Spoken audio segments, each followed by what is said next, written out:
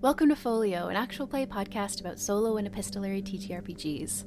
I'm your host, Seda, and I'm showcasing multiple possible experiences of self-paced games by inviting guests to play them alongside me so I can compile our stories together. Today we're continuing our game of Village Witch, a solo journaling game about a witch finding a home by Elliot Crow. With me again are Agatha C. and Rhiannon Daly. Check out all the relevant links in the episode description. Last week, we created the first villages that our witches are going to go live and work in. Now, we're going to answer some seasonal setup questions, get ready for spring, and then we're going to start pulling cards for prompts. As we head into our first round of them, I particularly want to point out how lovely the writing is in the changing of the seasons.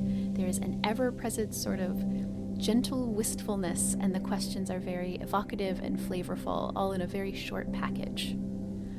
I don't know about where you live, but here we are in an almost unfathomably miserable part of the year. And it feels like there's no end in sight.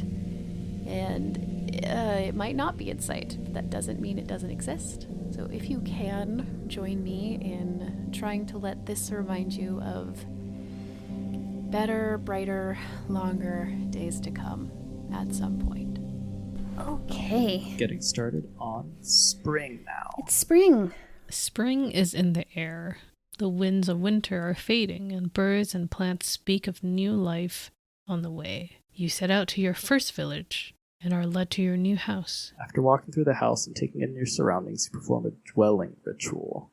Pick up your broom and sweep through the house, cleansing each room as you infuse the home with your blessings. You put away your belongings, making the space your own for now. What items are most important to you? What items are most important to you? What is a token you always carry with you? What do you place on your altar?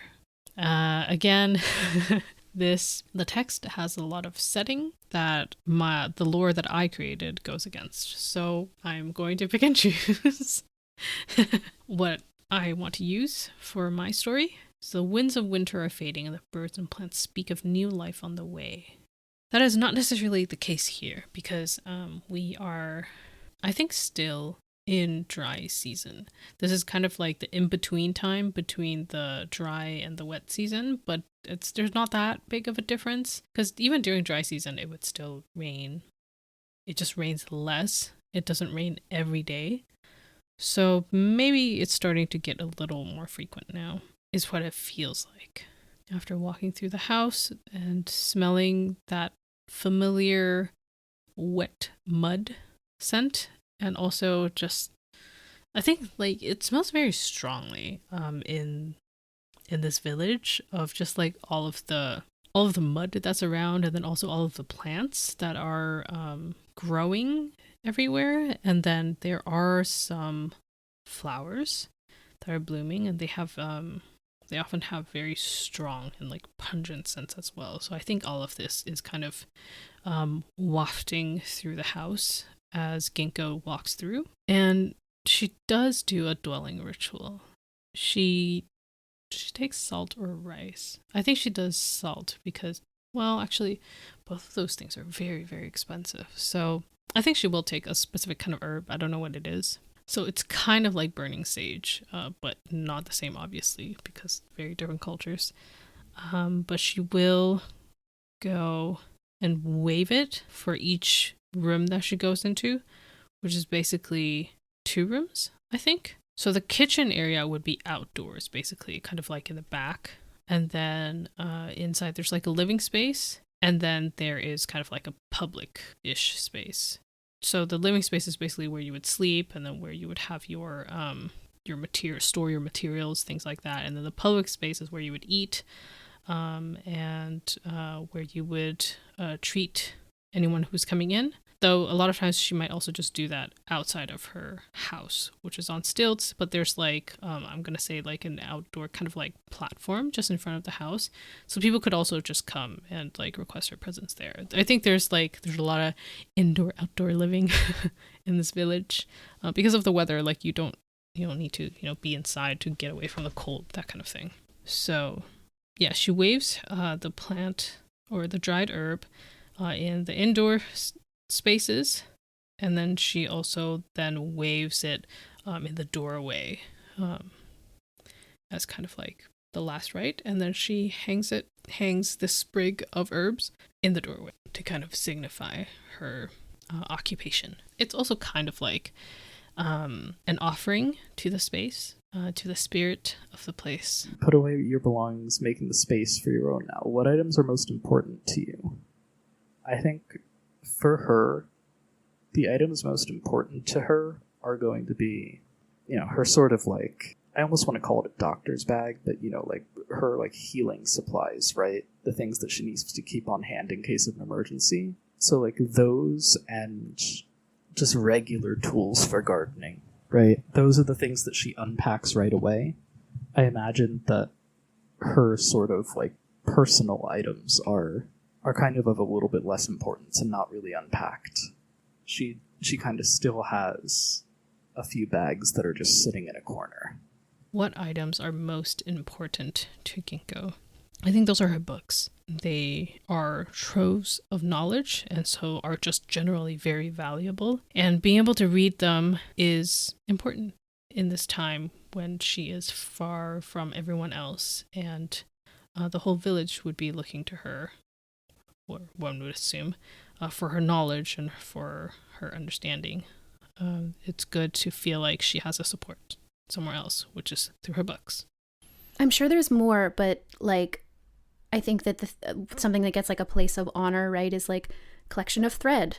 And like, I imagine that I have been gifted an enormous amount of just scrap fabric and thread, and people are like, hey, this yarn was the first ever yarn that was created from the wool of this sheep that was the first sheep that my wife and I bought together. Like very ritualistic. Like people love to bring me fabric that has a lot of emotional weight in it. Like maybe people give me like jackets that belonged to like their deceased loved ones, or like a shirt that they wore on a first date with somebody who they've now broken up with, and sort of like give them to me and explain the circumstances. And I'm like, great, I will use that when I need to, when it's appropriate.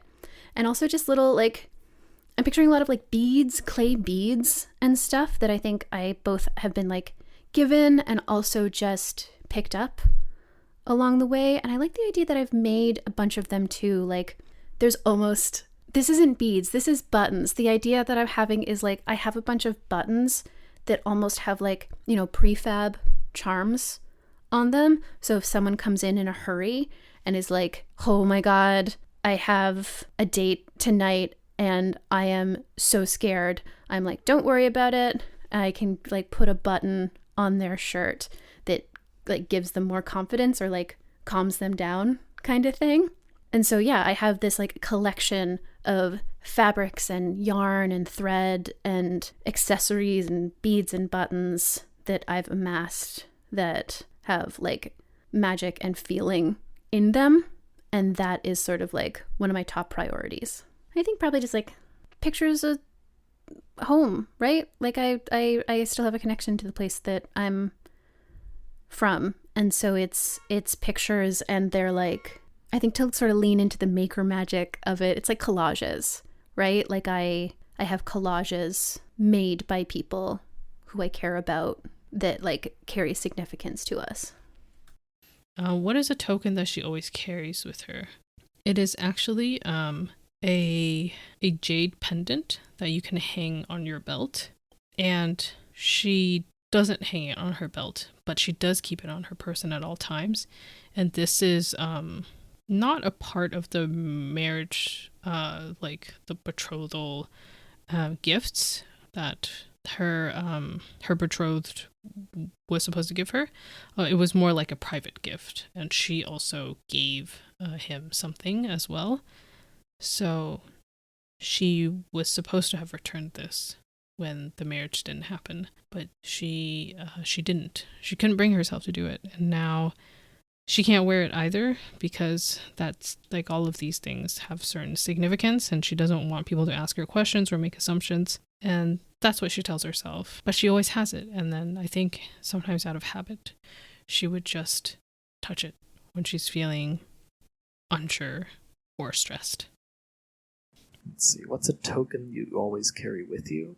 Oh, that's a tricky one. I think she has a little necklace that, the thing, like, hanging on the necklace is a seed, like a preserved seed from maybe some kind of plant that she enjoyed, like, kind of attending to where she grew up. She doesn't have a lot from home, but she keeps that. What is a token you always carry with you?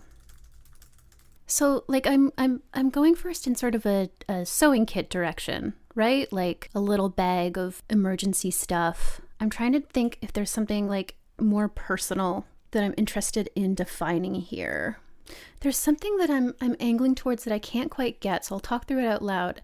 Like, I'm imagining, again, a button or a clasp or something that, like, my first thought is, like, the first button I had to replace, but then I'm like, why do I have it? Maybe it's broken?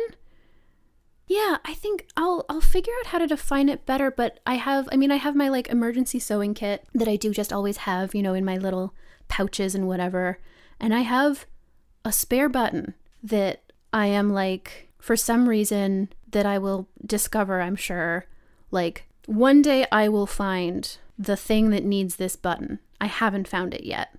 But I know that somewhere out there is something. There is a garment that needs specifically this button, and I will know it when it comes to me, and it will be necessary at the time. What does she place on her altar? I don't know what this altar is and what that means. So I'm just going to say that herb hanging on the doorway is the offering, and that is what is placed. What do you place on your altar? Huh. I think that part of the thing here is that, like, I was never really an altar type of person, like, growing up, you know, because I wasn't around other magic users and that kind of thing. And so my altar is, like, mostly a bunch of stuff that I got given by the order. It's like, you know, baby's first little cauldron and whatever. Like, I have sort of the, like, beginner kit of witch stuff, and I'm just kind of I don't, like, pay a lot of attention to it, you know? Like, I recognize its importance for, like, specific things, but as of yet, I haven't had a reason to, like, upgrade anything. As far as what do you place on your altar, I like the idea that she knows that people will kind of expect her to have an altar, but she doesn't really, like, know what she would put on it or why, and so it's just, like, a few items that look like magic-y, right? Like, it's a few vials of mysterious liquid and maybe some, you know, some tools that look like they belong to a witch, right? But it's not, I don't think of it as an important thing to her. And with that, we're going to start pulling cards. I'm going to quickly shuffle my old Smithwaite tarot deck. Oh, these tarot cards. These cards have been through so much. Oh my god.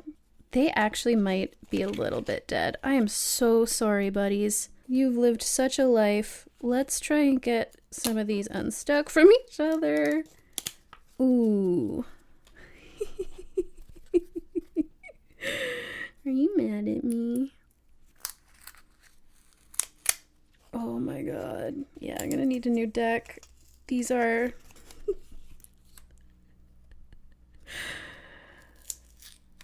Sorry for the, like, paper gore that you're hearing. I love you, cards. Sorry. The thing is, I, like, carried these around with me every day for several years. And they look like it. I love objects, and they generally look well used after I've had them. Okay. Gotta shuffle these. They don't feel mad at me. Forgive the woo. I mean, whatever. We're playing a game with tarot cards. If you own tarot cards, you don't get to judge people for being woo. I'm sorry.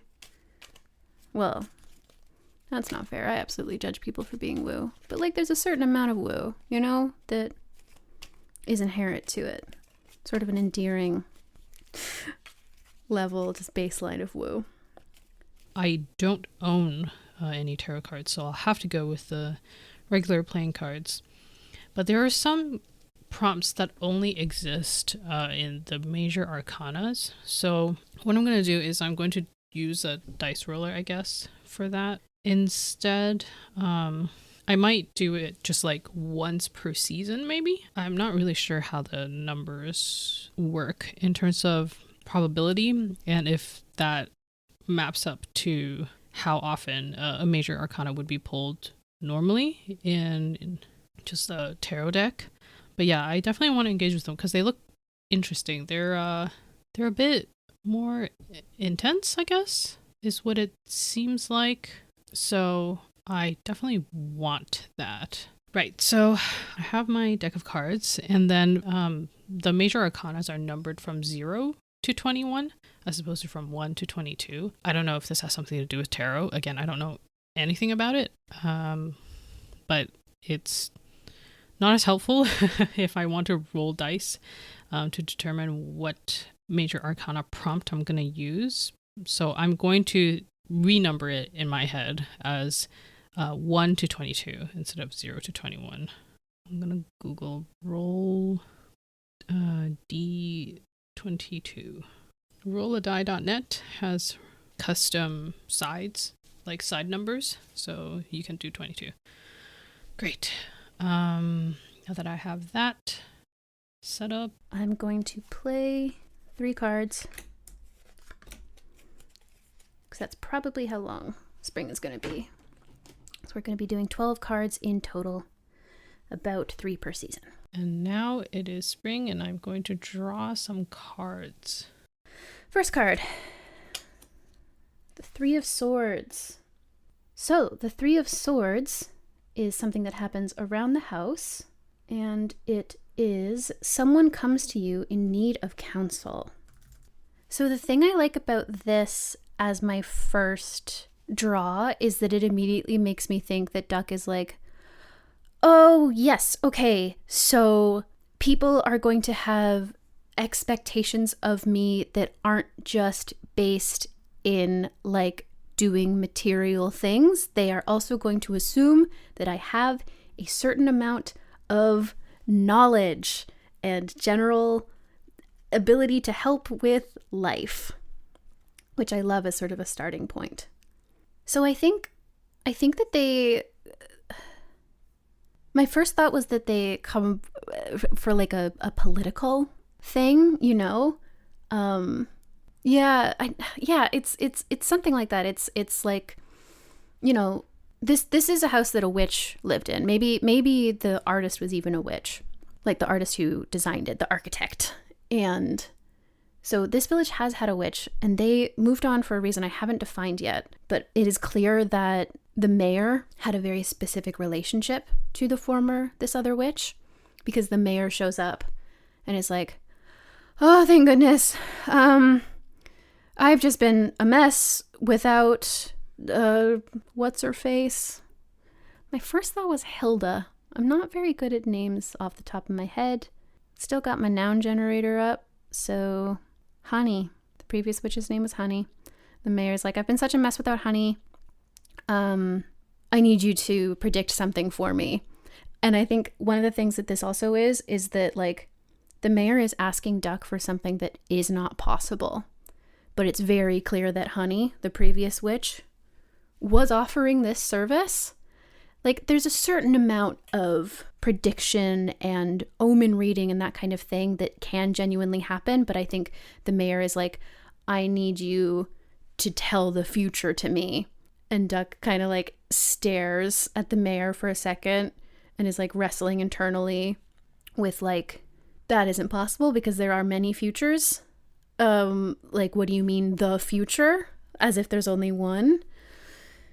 And is trying to decide like how to handle this. Like, do I break this illusion or do I like keep it going? Because clearly like this mayor is stressed out. And like, so do I give them sort of this comforting lie, much like Honey obviously was? I think Duck ultimately is like, takes a little bit of a middle road here and doesn't throw Honey under the bus, but tries to gently say, like, you know, if that's something that Honey was able to do, then she was truly unique among witches, and I am more than happy to try and help you read the omens and that kind of thing, but I can't promise you a specific outcome because that isn't something that I or almost anyone else can do. And the mayor is like crestfallen.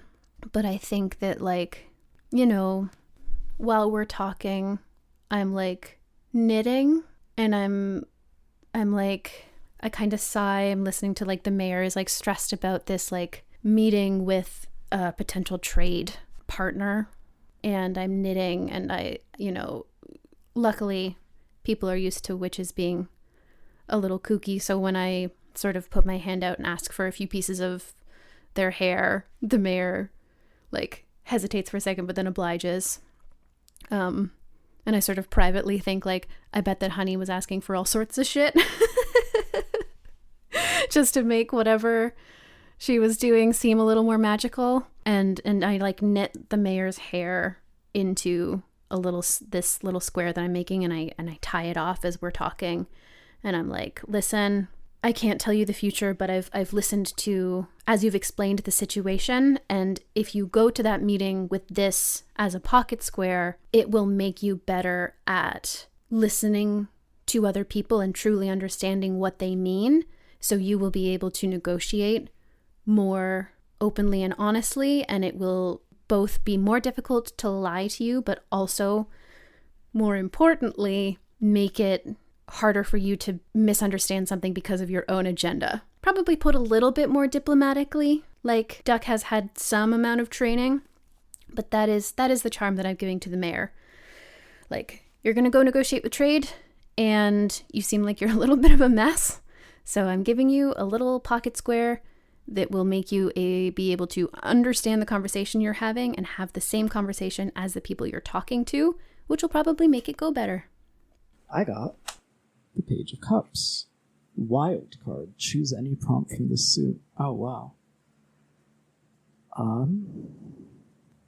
I'm actually going to choose the Queen here, if it's choosing anything from this suit. It's you join someone for dinner. Who is it? Do you enjoy the time? I hate to do this to Viv, but I'm going to put her in an awkward situation immediately, on purpose. Which is that neighbor who greeted her when she first showed up invites her over for dinner. I think I'm imagining the house next door where this neighbor is from is like a family with kids, right?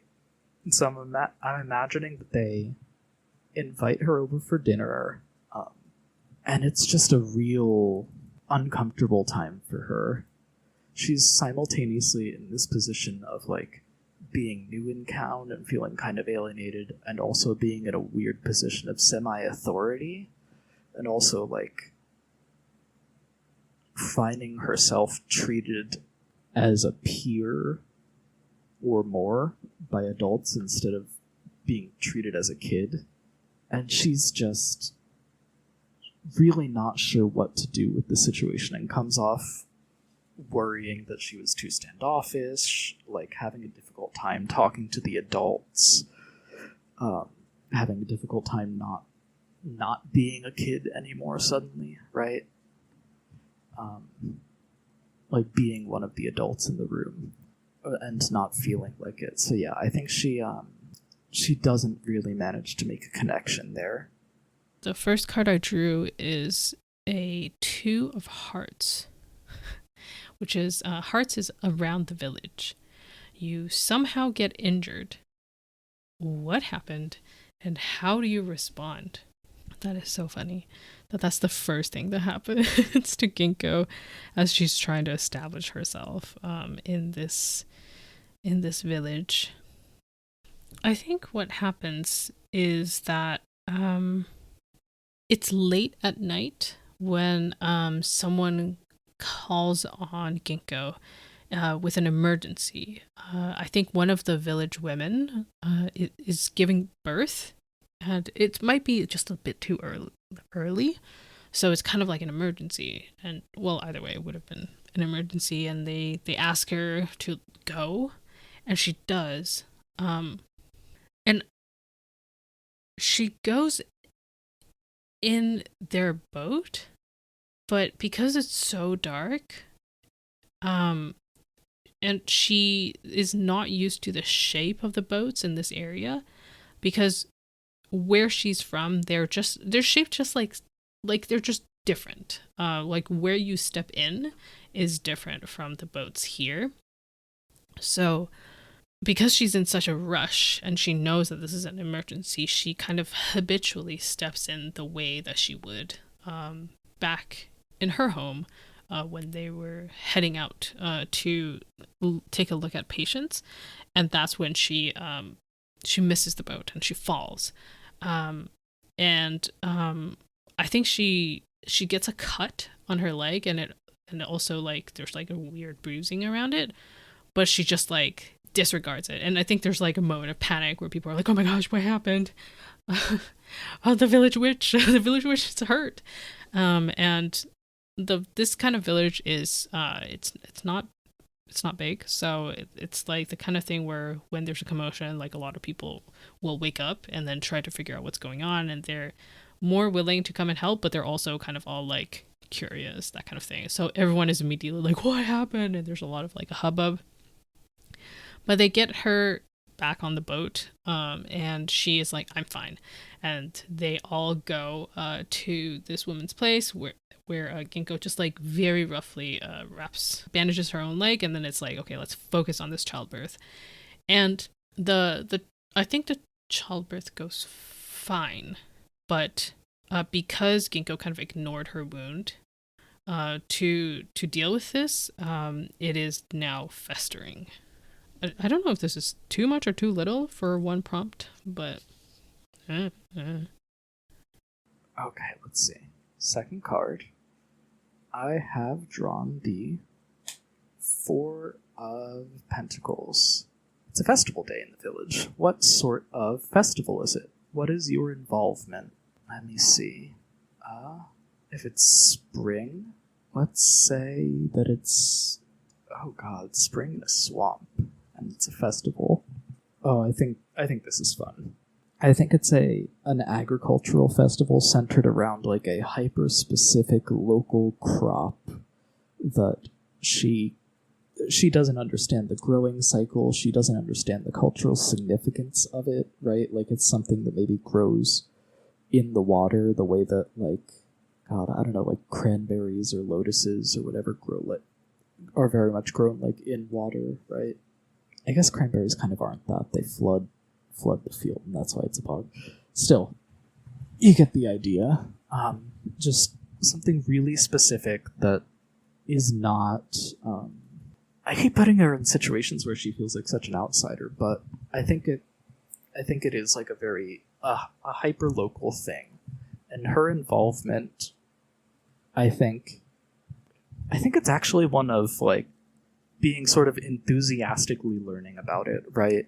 Once she's in a situation where conversation is pretty structured around the sort of rhythms of the holiday, even if it's an unfamiliar one, and where there's like something that is particularly of interest to her, in this case like the plants that this festival is celebrating, she's able to really like kind of focus on that to get her through conversations.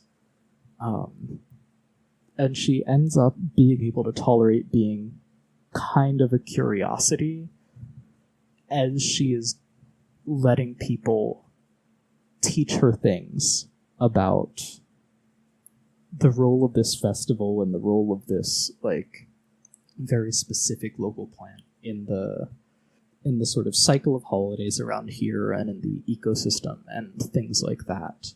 And so she sort of I think she's using the holiday as a way to be able to tolerate people's curiosity about her by also having something to be curious about and letting them feel like they have something to teach her.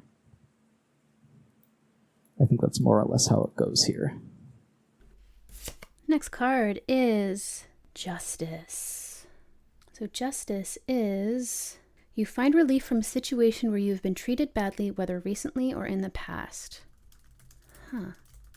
That's interesting because I established very little mistreatment or conflict in Duck's past. I think that what I want to do here is make it something that was essentially unknown to Duck. Like, I think this is something that, like, the basic timeline that we're having of these is approximately one card a month, you know? So I've been working here for a month or so, and I think, like, someone comes to me who I haven't really spoken to. Like, I think that I've kind of been, like, surprised in some ways at how, like, lonely this first month is. Like, I'm very, like, people are coming in and, you know, I'm talking to people, I'm going into the village, but it's I feel very apart from everyone in a way that I really wasn't expecting, especially when so early on, like, it was obvious that the political apparatus of this place had come to rely on the last witch so much. And so it's been kind of lonely, but, like, getting by, not so bad. And then I think somebody who I haven't really spoken with comes in because there's, like, an emergency, you know, like, they are hurt and they need some amount of healing. And I sort of do my magic first aid. I imagine that it's the kind of thing where I've embroidered little things into bandages for just, like, extra pain relief or that kind of thing, you know. And I help this person. And they, you know, stay the night there while I'm, like, taking care of them. And we're just kind of chatting. And then a couple days later, a bunch of people show up and they bring, like, housewarming stuff and food and are suddenly really friendly. And I go into the village and everyone's way friendlier suddenly. Like, I am suddenly, like, part of the community. And eventually the story comes out that is, like, gives a little bit more context to who Honey was, the previous village witch, and the ways that she was very much, like, looking for power and like, promising the impossible and kind of acting above it all. And it becomes clear that people have been avoiding me because they think all witches are like that. Like, Honey probably isn't even the first one who's like that, you know? Like, this has been, like, this position has been occupied by a lot of people who aren't looking to integrate into the community and are looking just for, like, power and stature. And whoever this person was that came in with sort of the injury, just in talking with me, it became so obvious that, like maybe they were even, like, resigned. Like, they were like, I went to use one kind of bandage and they sort of, like, sighed. And I was like, oh, what's up? And they're like, oh, I'm allergic to that. I'm allergic to those bandages. Like, you know, I'm allergic to that type of fiber. So I know that this is just going to be really unpleasant. And I'm like, oh, well, then we can use something else. Like, that's totally fine. Thank you for telling me. And I, like, go and I, like, get a different bandage. And it, like, just various parts of their care becomes obvious that I am, like, a willing collaborator in these conversations, that I'm not trying to just be like, well, this is how it's done and this is what you need and I'm not going to listen to you. I've accidentally started telling a healthcare fairy tale, and that's where we're at, and that's fine. And so word quickly spreads from this person that, like, I'm nice and I'm a person, and that I'm not interested in, you know, wielding my abilities over anybody, and that I'm not interested in just telling people what has to be done and when. And so people start becoming nicer to me. And that is, like, the thing that I've been being treated badly. And I didn't even know. It's kind of sad. Like, Duck didn't realize really that they were being treated badly. They were just like, oh, I guess this is what it's like. That's kind of sad. I don't love the life that I'm having right now, but I guess this is what it is. And then very quickly after this, it becomes obvious that no, that is not mandatory. People can be kind and welcome you and love you. They just have to make sure that they're not prejudging you first, and vice versa. Wow, we're all learning something. I am going to roll my D22 for one of the major arcana prompts. And I rolled a 16, the star. You perform a ritual for personal healing, cleansing, and inspiration, giving yourself a hopeful feeling towards life. What are you optimistic about in the direction you're going? Oh, that's fun. I think the childbirth, the successful childbirth, and then also the subsequent care for the mother and the baby inspire a lot of confidence in the village about this new village witch. They're like, okay, like they definitely know what they're doing, even though, you know, they fell, and that's always kind of like an embarrassing thing. But they didn't let that stop them. They were very focused immediately on the task at hand, and they pulled it off very well, even though this is kind of like an earlier birth, an unexpected one. But the mother and the child both pulled through, and they seem to be in good hands. So I think the atmosphere around Ginkgo is like pretty positive at the moment. And so she's like, okay, this is great. And she's kind of like inspired by that to perform the ritual. It's kind of interesting that it's a ritual for personal healing, cleansing, and inspiration. I think this one is specifically for, I feel like I'm not sure I can really place this kind of thing in the setting that I'm drawing from. Like, doing a personal healing, cleansing, or inspiration kind of ritual feels very 21st century Western world. So I don't know how to justify that. Oh, I know what it is. I think it is like she places maybe one of their books, which has been passed down from like in her family, and it is like a book of knowledge about being a witch, about herbs, about practices, so on. And she places that on, let's say, an altar, but just like an elevated space. And she basically kind of meditates and like communes with her. I guess in a way you can say it's with her ancestors, but it's really like she's paying her respects and she's giving thanks for all of the knowledge that's been passed down. And then she's also like flipping through it again and looking at what is the best thing to do for her leg, because it was festering a bit, and it especially will do poorly in this kind of weather, right? Any wound in a humid and hot weather is just going to take a bit to heal. But she, like in the meditation, she feels rejuvenated, and she is kind of convinced that this is a part of her calling, because she is doing a good job. And let's see. Third card. That is a 6 of Pentacles. Oh no. Tragedy strikes the village. What is that even? And this is probably going to be the last one for spring, so... Oh god. Maybe it's some kind of huge flood, right? Or like a flood or a weird algae bloom or something that really damages their sort of like their harvest for the year. I don't know why I keep coming back to the idea of this like swamp horticulture, but I do. And it's, you know, why would this result in her sort of leaving is, I guess, a question I'm asking.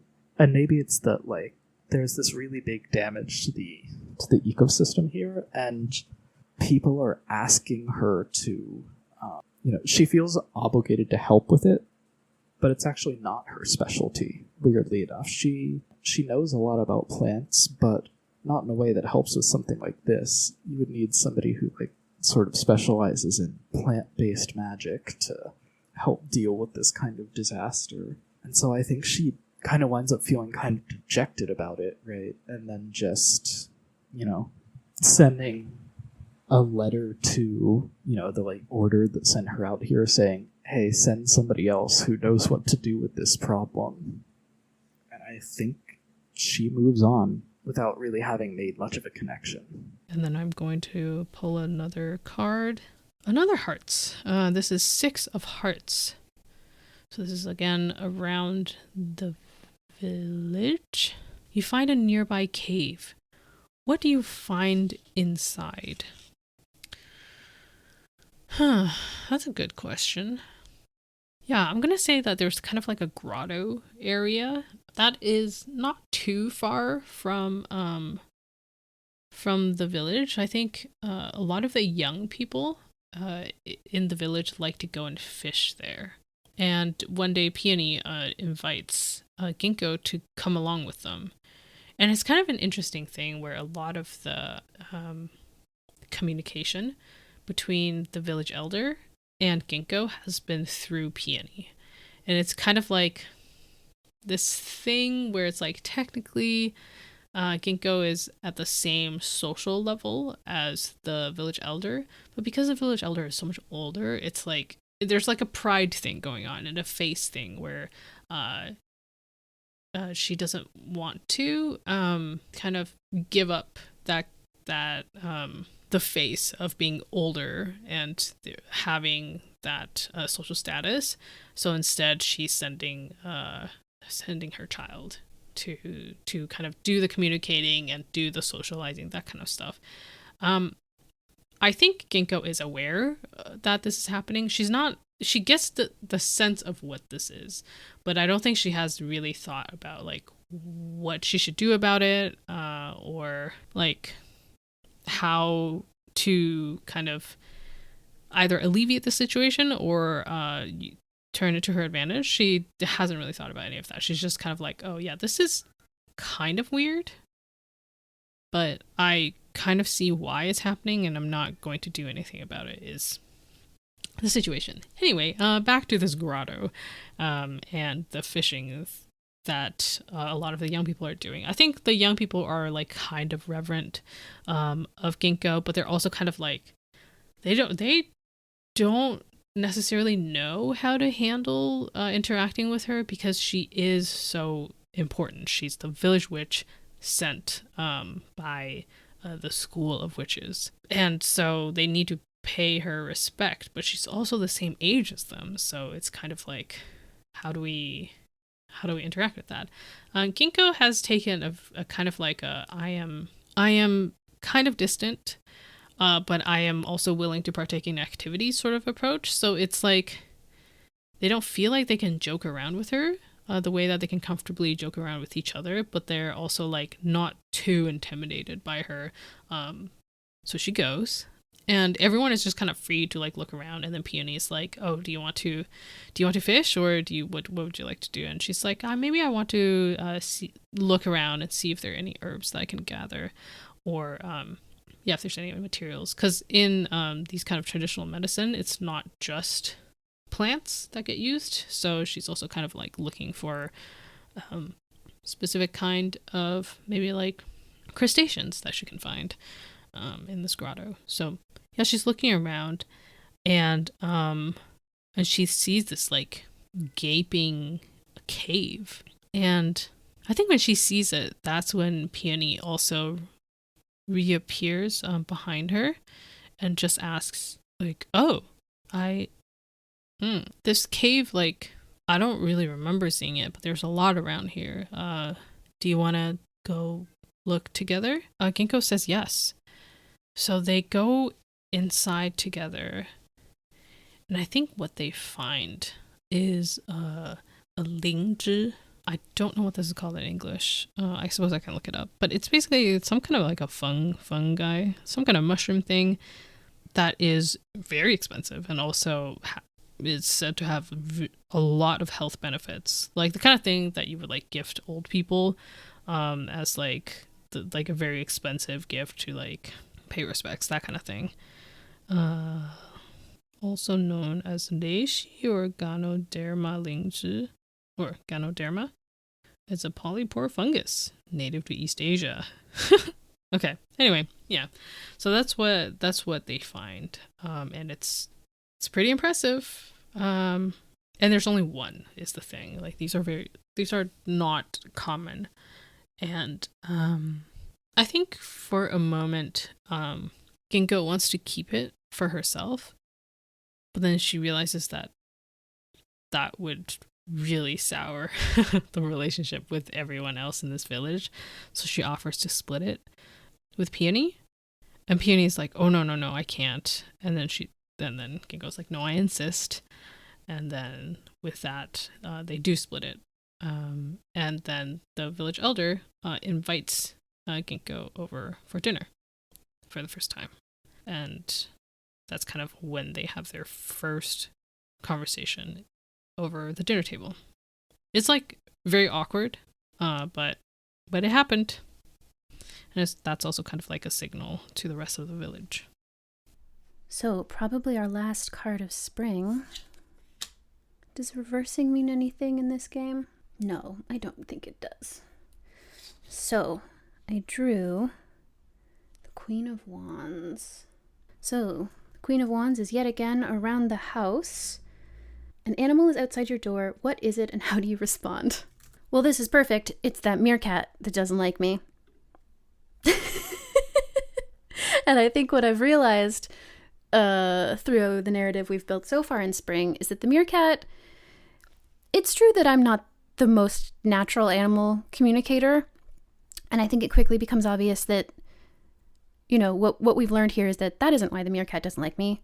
The meerkat doesn't like me because the meerkat is an Iago looking for a Jafar or whatever. Does that fit? I don't know what plot relevance I just described. It's been a while since I saw Aladdin. But the meerkat's a schemer. The meerkat comes back, has been away, you know, doing schemes, and shows up and is surprised to see me and is like, oh, no, right. Honey told me about this. So you're in on it, right? And I'm like, so I think Honey actually had to go pretty unexpectedly, so I didn't really get to talk with her, but do you want to come in? And the meerkat's just like scandalized and like horrified by this. And I think it quickly becomes obvious that that Honey and this meerkat were doing some sort of like intense scheming for riches, probably. It's usually riches. And I'm like not interested because it's something that will hurt, you know, the people of the town, or at least not benefit them. It's almost certainly involved like giving the mayor bad advice, right? Like being like, oh, here's the future. You have to vote no on this thing you were going to vote yes on because that's what is in the future. It's the only option. I know that you think you're going to vote yes, but I've seen the future and you're going to vote no. It's probably a long game. So do that. You know, they were scheming and doing terrible things, and I'm, you know, not interested in doing that. And I think the thing that this actually sets up is that I'm going to leave this town and go somewhere else for summer. And I think part of the reason why is that I realize I'm underqualified for the political intrigue necessary for this. And so I like send a letter to the order and I'm like, hey, so I've been here for 3 months and I have uncovered a pretty deep well of corruption in the political apparatus of this town. I don't want to enable it, but oh boy, this isn't one of the things I can fix. Please send somebody else. Or like a few people. And so I ask for they send like, they're like, okay, yep, this will happen sometimes. We'll send a few people who can, you know, investigate and actually like really make things right. Good for you for not sticking your fingers deeper into that pie and getting caught up in it. Because it sounds like, from the stories you're telling about this meerkat, oh boy, you would have been in over your head, kid. And I'm like, yep. I'm a head out. And that's my spring. I wait for the new small council of investigators of investigatory witches to arrive, and we spend a couple days together. You know, I catch them up. I tell them as much as I can about where to find that meerkat who has disappeared again, and I'm off to settle somewhere new for summer. I'm debating if I should draw another card or if I should be like, okay, that's spring. Spring is over. I'm going to draw another card because I kind of feel like I want to try to see if there's another suit that I can draw. Okay, this one is clubs. So around the home.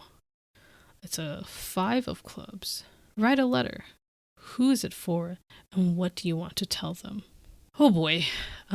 This is definitely a letter to Ginkgo's ex-betrothed. It was kind of like a family arrangement, but they also knew each other. So it wasn't like, okay, our families decide this and we just go along with it, which is the expectation generally. But it was also that they both knew each other and they both were agreeable towards it.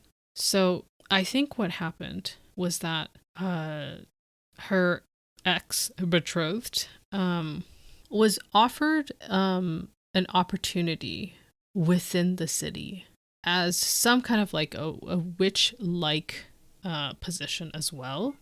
But obviously in the city it's a much better job. And with that offer is also an offer of marriage.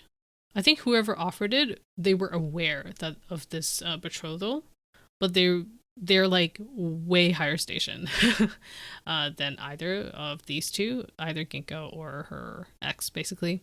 And they were like, yeah, I know of it. I'm sure you can deal with it. But anyway, I can offer you this very good position, but you have to kind of like secure your loyalty. You would have to marry my child. And I think the ex agreed because it's just such a good opportunity, first of all, to have that position, and second of all, to now get this connection that is basically like an unbreakable bond with this very, very influential individual, or at least this individual that is of a much higher standing than either Ginkgo or her ex were, like their families were. So yeah, he like broke it off with Ginkgo and then was like, I'm sorry, but you understand, right?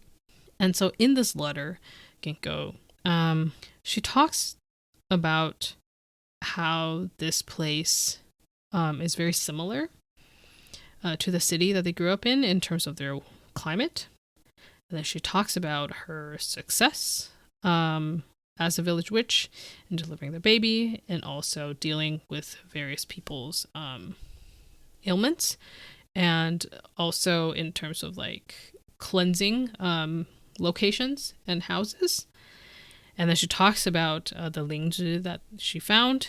She does not talk about her loneliness or her discomfort with the lack of infrastructure in this village. She doesn't talk about the awkwardness with the village elder and the way that the village elder keeps trying to assert her own social dominance over Ginkgo. She doesn't talk about any of that.